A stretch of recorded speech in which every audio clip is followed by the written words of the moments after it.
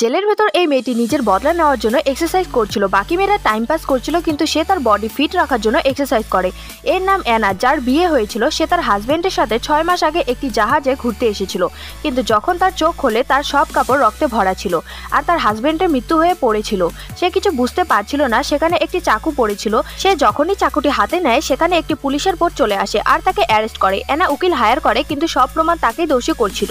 পুলিশের কাছে একটি রেকর্ডিং ছিল যেটা অ্যানার হাজবেন্ডের। সে সেখানে খুনির কথা বলে, কিন্তু সে খুনির নাম বলে না। অ্যানা জেলে যাওয়ার আগে তার ছেলেকে তার বান্ধবীর কাছে রাখে আর তাকে কিছু টাকাও দেয়, যার পর তাকে জেলে নিয়ে যাওয়া হয়। কিন্তু সে যখন জেলের ভেতর তার বান্ধবীকে ফোন করে, তার ফোন বন্ধ পায়।